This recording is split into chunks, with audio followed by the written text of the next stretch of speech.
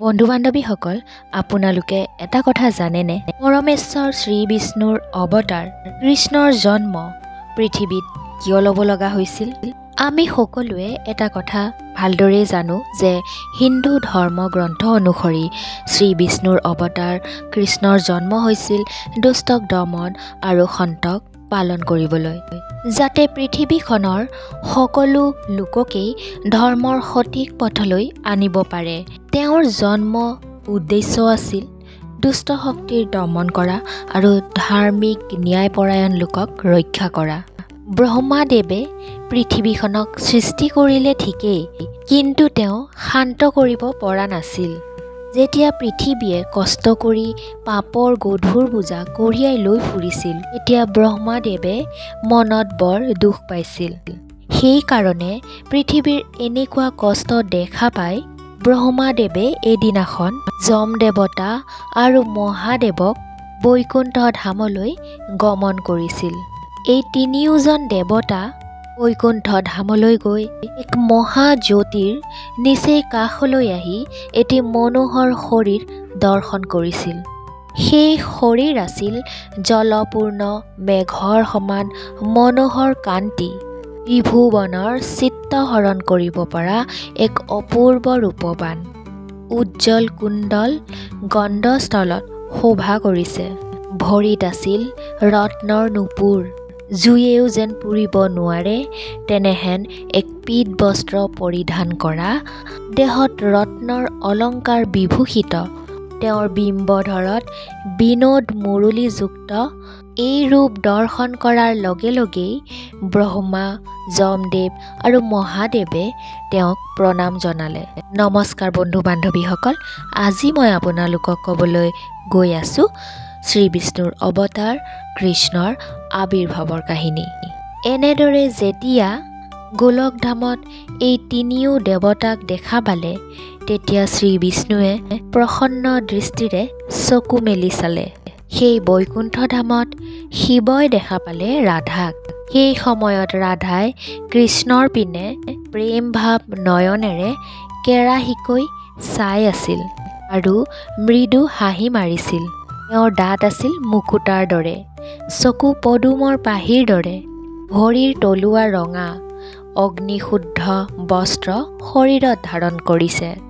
সৰ্বদেহত ৰত্নৰ অলংকাৰ, কাণত কুণ্ডল, নাকৰ আগভাগত মুকুতা, খোপাত মুকুতাৰ মালা, আঙুলিত ৰত্নৰ আঙুঠি, ডিঙিত পাৰিজাত ফুলৰ মালা, হাতত বিচিত্ৰ ৰঙৰ খাৰু, নিতম্ব ডাঙৰ, কঁকাল সৰু। সেই ৰাধা দেৱীৰ আছিল জ্যোতিৰ্ময় ৰূপ। ৰাধা কৃষ্ণৰ এই অপৰূপ সৌন্দৰ্য দেখি ব্ৰহ্মাই ক'লে, হে দয়াময় শ্ৰীহৰি, মই আপোনাৰ চৰণত ধৰি বাৰে বাৰে প্ৰণাম কৰিছোঁ। আপোনাৰ এই চৰণ পদ্মত যেন মোৰ মতি হয়, সেই আশীৰ্বাদ কৰক। মোক যেন আপোনাৰ ভক্তিৰে দাস কৰে আৰু মোৰ মনত যেন শান্তি দান কৰে প্ৰভু। তাৰ পিছত মহাদেৱেও ক'লে, হে প্ৰভু, মই আপোনাৰ চৰণত নমস্কাৰ কৰিলোঁ। মই ভৱসিন্ধুৰ জলত সামান্য মাছৰ দৰে ভ্ৰমণ কৰি আছোঁ। আপুনি মোক মুক্তি দিয়ক প্ৰভু। আপুনি মোক আশীৰ্বাদ কৰক যে মই সদায় আপোনাৰ এই চৰণতেই মতি ৰওঁ। এইবাৰ আকৌ যম দেৱতাই ক'লে, হে মহিমা অৱতাৰ, আপোনাৰ চৰণ পদ্মত বাৰে বাৰে নমস্কাৰ কৰোঁ।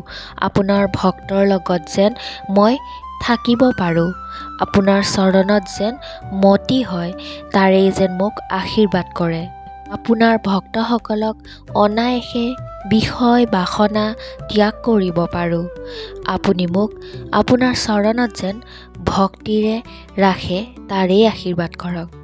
এই সকলোবোৰ কথা শুনি শ্ৰীহৰি পৰমেশ্বৰ বিষ্ণুই ব্ৰহ্মা, যম দেৱতা আৰু মহাদেৱৰ ফালে চাই মৃদু হাঁহি মাৰি ক'লে, যে তোমালোকে মোৰ ধামলৈ আহিছা, খন্তেক বিশ্ৰাম কৰা, খন্তেক ইয়াতে জিৰণি লোৱা। চিন্তাৰ কোনো প্ৰয়োজন নাই।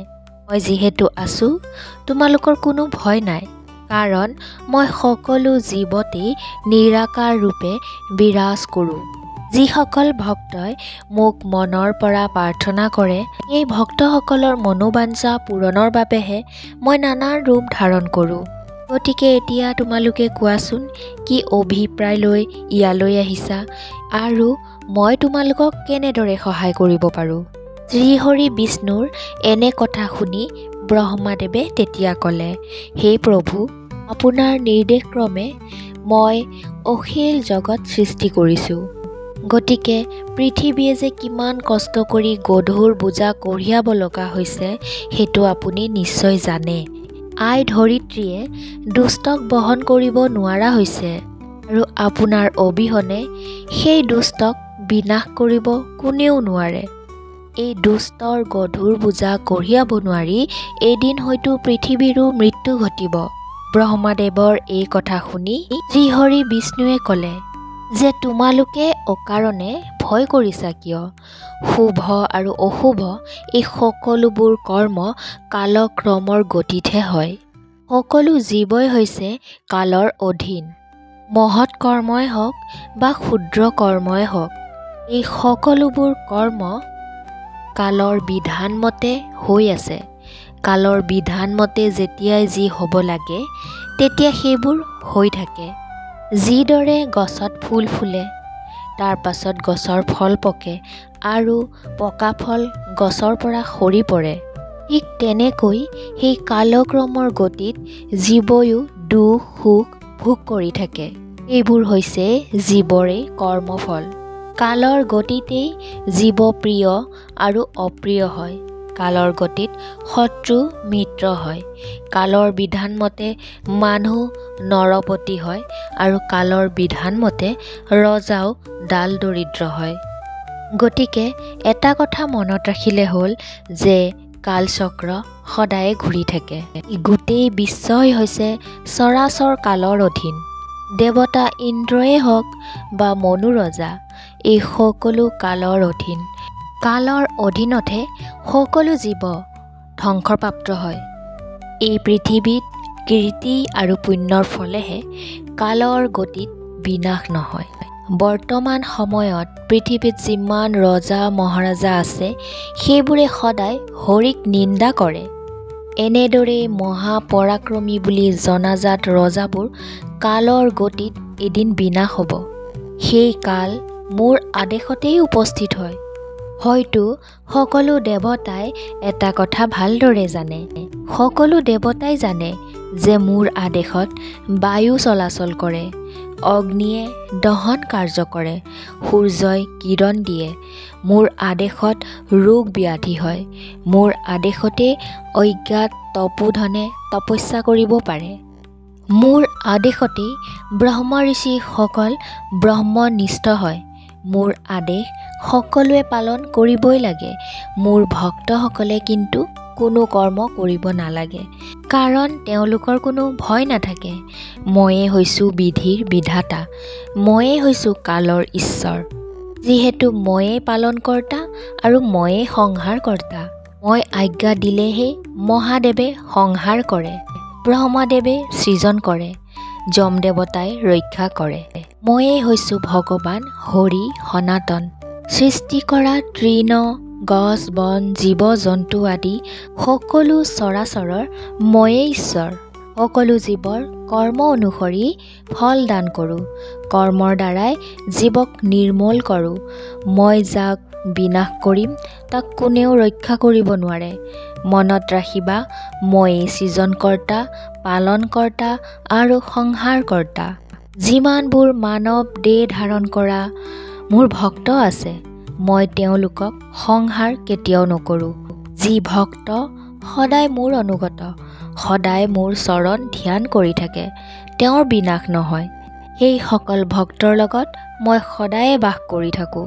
যিমানবোৰ জীৱ ধ্বংস হৈছে সেইবোৰ পুনৰ কৰ্মফল ভোগ কৰিবৰ বাবে বিভিন্ন যোনিত জন্ম লাভ কৰে। কিন্তু যিসকল লোকে মোক ভক্তি কৰে তেওঁলোক সদায় নিৰাপদে থাকে। তেওঁলোকে পুনৰ জন্ম ল'ব নালাগে।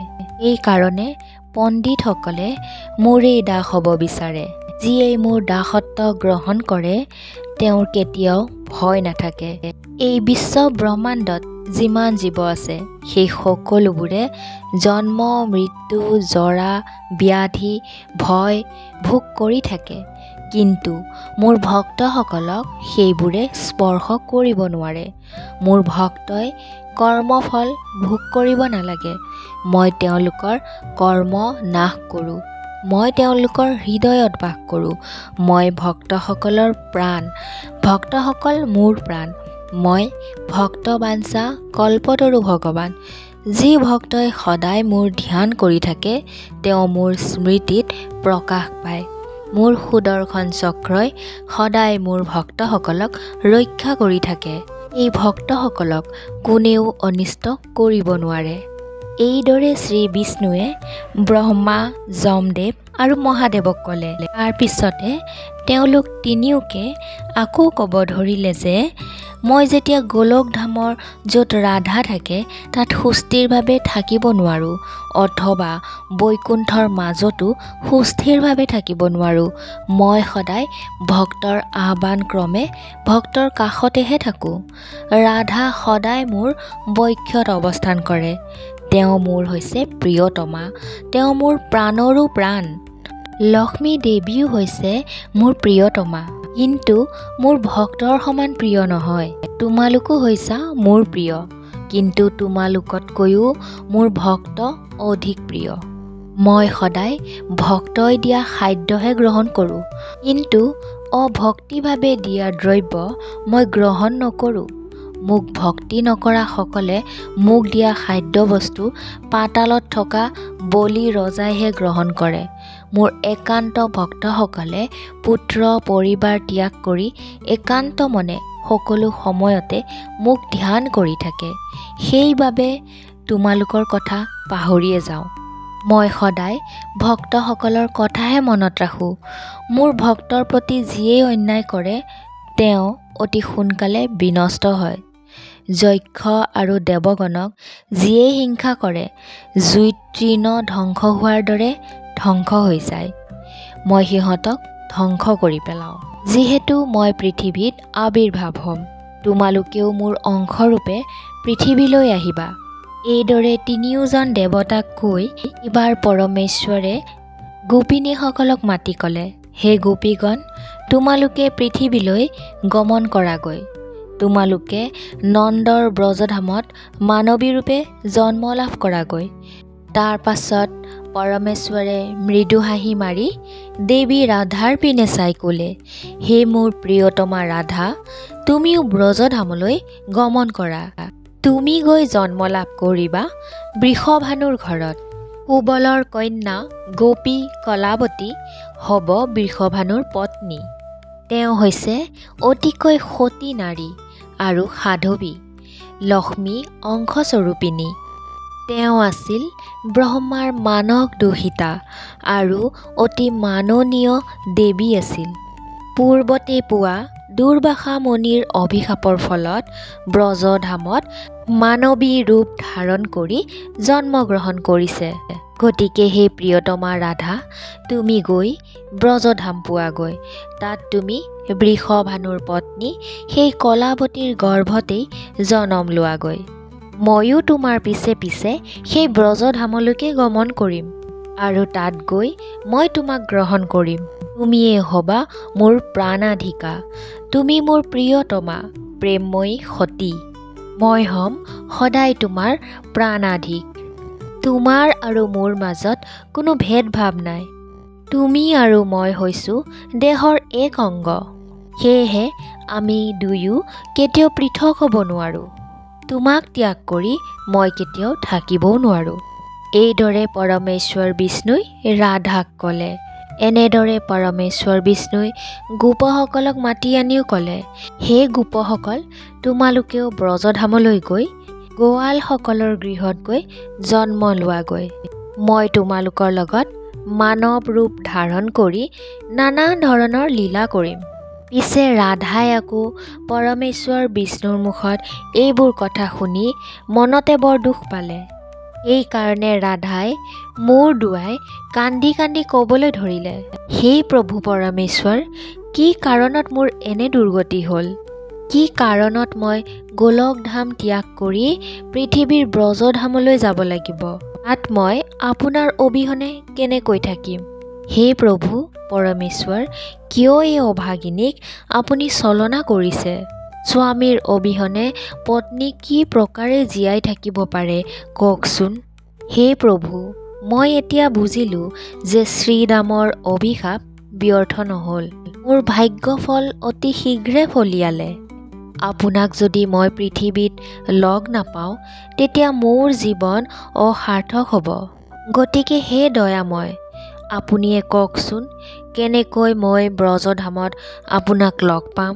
ৰাধাই মনত দুখ কৰি এনেবোৰ প্ৰশ্ন সোধাত পৰমেশ্বৰ বিষ্ণুৱে ৰাধাক বুকুত সাৱটি ধৰি ক'লে, হে প্ৰিয়ে, কিয় মনত দুখ কৰিছা?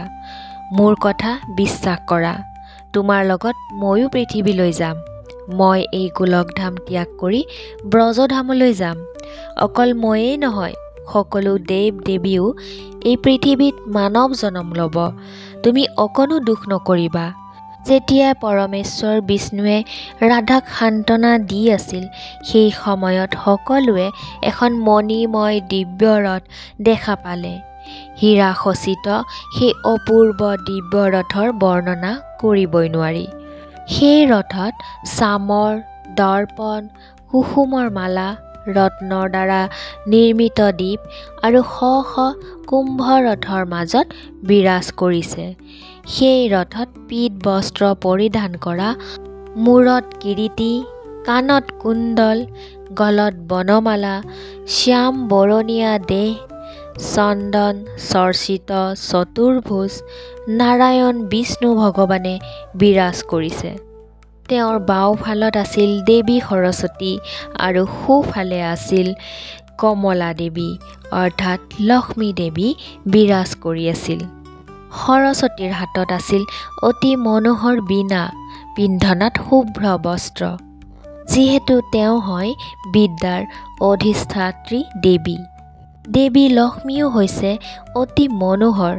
তেওঁ ৰত্ন বস্ত্ৰ পৰিধান কৰিছে, ৰত্নৰ কেউৰ পিন্ধিছে, ডিঙিত পাৰিজাত ফুলৰ মালা, ভৰিত নুপুৰ, খোপাত মালতী ফুলৰ মালা, কপালত সেন্দুৰৰ ফুট, চকুজুৰি পদুম পাহিৰ দৰে। তেওঁ অনবৰতে শ্ৰীহৰি পৰমেশ্বৰ বিষ্ণুৰ ফালেই চাই আছিল। তেওঁৰ হাতত আছিল লীলা পদুম ফুল। সেই ৰথত বিষ্ণুৱে পাৰিষদ বৰ্গ আৰু ভাৰ্যাক লগত লৈ কৃষ্ণ হৰি দৰ্শন কৰিব আহিছে। শ্ৰী বিষ্ণুৱে সেই ঠাইত আহি দেখা পালে যে গোপ গোপী, ঋষি মুনি, ব্ৰহ্মা, ধৰ্ম আৰু শিৱই হাতযোৰ কৰি কৃষ্ণক প্ৰণাম কৰি আছে। সেই কৃষ্ণৰ কৌটি সূৰ্যৰ সমান জ্যোতি দেখি বিষ্ণুই প্ৰণাম কৰি কৃষ্ণৰ দেহত মিলিত হ'ল। সেই দৃশ্য দেখাৰ লগে লগে সকলোৱে স্তম্ভিত হৈ ৰ'ল। তাৰ পাছত সকলোৱে এখন স্বৰ্ণময় ৰথ দেখা পালে। সেই ৰথ জুয়ে পুৰিব নোৱাৰে। তাত নানান ধৰণৰ জুয়ে পুৰিব নোৱাৰা বস্ত্ৰ, নানান ধৰণৰ ৰত্ন, পাৰিজাত ফুলৰ মালা, ৰথখনত নানান ধৰণৰ পুতলাৰ চিত্ৰ অংকন কৰা আছে। তাত চামৰ, দৰ্পণ, মনোহৰ সৰোবৰ আছে। সেইখন ৰথত চকা সহস্ৰ, মনৰ সমান বেগী। ৰথত বিবিধ পুষ্পোদ্যান আছে। সেই ৰথ 50 যোজন দীঘল আৰু অতি বহল। ৰথখন বৰ যত্ন কৰি দেৱ শিল্পী বিশ্বকৰ্মাই সাজি মহাদেৱক দিছিল। সেই ৰথৰ ভিতৰত ৰতি শয্যাযুক্ত বহু মন্দিৰ আছে। ৰথত এগৰাকী জ্যোতিৰূপা দেৱী দেখাও গৈছিল। সেই দেৱীৰ সহস্ৰ হাতত নানান ধৰণৰ অস্ত্ৰ আছে। সেই দেৱীৰ মৃদু হাঁহিৰে মুখমণ্ডল উজলি আছিল। তেওঁ হৈছে প্ৰকৃতি ঈশ্বৰী। তেওঁ তেজস্বৰূপিণী। তেওঁ ভুৱন মোহিনী ৰূপ।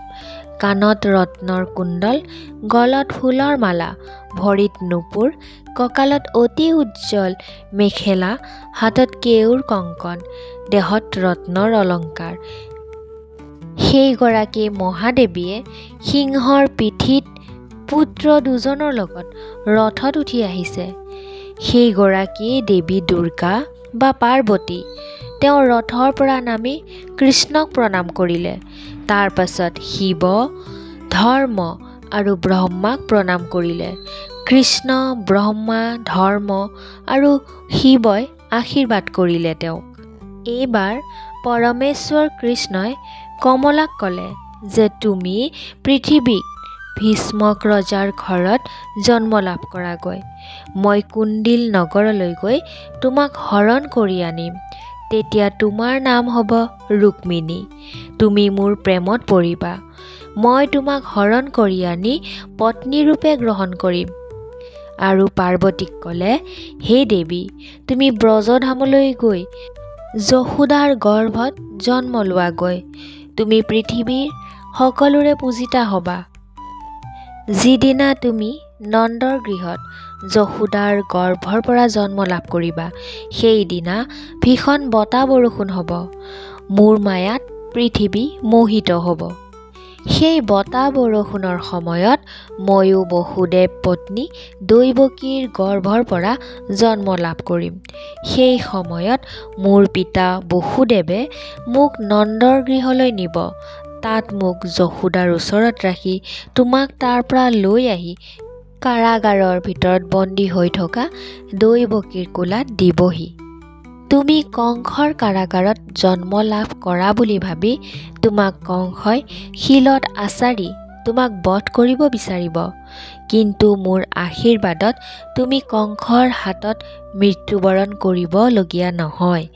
তুমি কংসৰ হাতৰ পৰাই মায়াৰ বলত সেই স্থান ত্যাগ কৰি পুনৰ মহাদেৱৰ ওচৰ পাবাহি। তেতিয়া তোমাক যোগমায়া ৰূপে পৃথিৱীৰ মানুহে পূজা কৰিব। তেতিয়া তুমিয়েই দৈৱকীৰ অষ্টম পুত্ৰ মই জন্ম লাভ কৰা বুলি কংসক জনাবা। আৰু মোৰ হাততেই যে কংস বধ হ'ব সেই বুলি কৈও শিৱলোকলৈ উভতি যাবাগৈ। মই পৃথিৱীৰ ভাৰ হৰণ কৰি পুনৰ গোলকধামলৈ উভতি আহিম। এইবাৰ পৰমেশ্বৰ কৃষ্ণই কাৰ্তিকক ক'লে যে তুমি পৃথিৱীলৈ গৈ জাম্বৱতীৰ গৰ্ভত জন্ম লাভ কৰিবা। শেষত উপস্থিত দেৱ দেৱীসকলকো ক'লে যে তোমালোকৰ লগত সকলো দেৱতাই অংশৰূপে পৃথিৱীত জন্ম লাভ কৰি পৃথিৱীৰ ভাৰ হৰণ কৰিব লাগিব। তোমালোক সাজু হোৱাগৈ। এই কথা কৈয়ে পৰমেশ্বৰ কৃষ্ণ মৌন হ'ল। পৰমেশ্বৰ কৃষ্ণৰ এই সকলোবোৰ কথা শুনি পৰম ব্ৰহ্মাই কৃষ্ণক সুধিলে, হে প্ৰভু জনাৰ্দন, কি ভাবে কোন দেৱতাই পৃথিৱীত জন্মগ্ৰহণ কৰিব? আৰু যিবোৰ দেৱ দেৱী পৃথিৱীত জন্ম ল'ব তেওঁলোকৰ কি নাম হ'ব? সেই কথাও আমাক জনাওক। ব্ৰহ্মাই এনেদৰে প্ৰশ্ন কৰাত পৰমেশ্বৰ কৃষ্ণইও ক'লে, হে ব্ৰহ্মা, মোৰ কথা শুনা। কামদেৱে ৰুক্মিণীৰ পুত্ৰৰূপে জন্ম লাভ কৰিব। দেৱী কমলাই কুণ্ডিল ৰাজ ভীষ্মকৰ কন্যাৰূপে জন্ম লাভ কৰি মোক স্বামীৰূপে বৰণ কৰিব। তেওঁৰ নাম হ'ব ৰুক্মিণী। মোৰ নাম কৃষ্ণয়ে থাকিব যদিও পৃথিৱীৰ মানুহে বাসুদেৱ বুলিও মাতিব। কামদেৱ ৰুক্মিণীৰ পুত্ৰ হৈ জন্ম লাভ কৰা সময়ত ৰতী দেৱীয়ে সম্বৰাসুৰৰ ভৱনত ছায়াৰূপে থাকিব। হে ব্ৰহ্মাদেৱ, তুমি ৰুক্মিণীৰ পুত্ৰ নাতিৰূপে জন্ম লাভ কৰিবা। তোমাৰ নাম হ'ব অনিৰুদ্ধ। হে দেৱী সৰস্বতী, তুমি শোণিতপুৰৰ ৰজা বানৰ ঘৰত জন্ম লাভ কৰিবা। তোমাৰ নাম হ'ব বান নন্দিনী উষা। তুমি অনিৰুদ্ধৰ পত্নীৰূপে পৃথিৱীত পৰিচিতা হ'বা। আৰু এই অনন্ত নাগে মোৰ আগতেই দৈৱকীৰ গৰ্ভত স্থিতি লাভ কৰিব। মোৰ মায়াৰ বলত তুমি ৰোহিণীৰ গৰ্ভলৈ আকৰ্ষিতা হ'বা। দৈৱকীৰ গৰ্ভৰ পৰা ৰোহিণীৰ গৰ্ভলৈ যোৱাৰ বাবে তোমাৰ নাম সংকৰ্ষণ হ'ব যদিও তোমাক মানুহে বলৰাম বুলিহে মাতিব। গংগাই কালিন্দী ৰূপত জন্ম লাভ কৰিব। দেৱী তুলসীয়ে লক্ষ্মণা নামে পৃথিৱীত জন্ম লভিব। দেৱী সাবিত্ৰীয়ে নাগনাজিতি নামে জন্ম লাভ কৰিব। দেৱী সৰস্বতীৰ এটি অংশই শৈব্যাৰূপে জন্ম লাভ কৰিব। ৰোহিণীয়ে মিত্ৰবিন্দা নামেৰে জন্ম লাভ কৰিব। সূৰ্যৰ পত্নীয়ে ৰত্নমালা নামে জন্ম লাভ কৰিব। দুৰ্গা দেৱীৰ এটি অংশই জাম্বৱতী নামে জন্ম লাভ কৰিব। এনেকৈ দেৱীসকলে ধৰাধামত জন্ম লাভ কৰিব। বন্ধু বান্ধৱীসকল, আজিৰ কাহিনীটো ইমানখিনিয়ে আছিল। কাহিনীটো আপোনালোকৰ কেনেকুৱা লাগিল মতামত জনাবলৈ নাপাহৰিব। কমেণ্ট বক্সত জয় শ্ৰীকৃষ্ণ বুলি লিখিলেই হ'ব। কাহিনীটো ভাল লাগিলে লগ বন্ধুৰ মাজত শ্বেয়াৰ কৰি দিব। আৰু কোনোবা বন্ধু বান্ধৱী যদি মোৰ এই চেনেলটোলৈ নতুনকৈ আহিছে তেনেহ'লে চেনেলটো ছাবস্ক্ৰাইব কৰি ৰাখিব। তেতিয়াহে এনেকুৱা ধৰণৰ কাহিনীবোৰ আপোনালোকে এই চেনেলটোৰ মাধ্যমেৰে শুনি থাকিবলৈ পাৰিব। তেনেহ'লে আজিলৈ আহিছোঁ। ধন্যবাদ। জয় শ্ৰীকৃষ্ণ।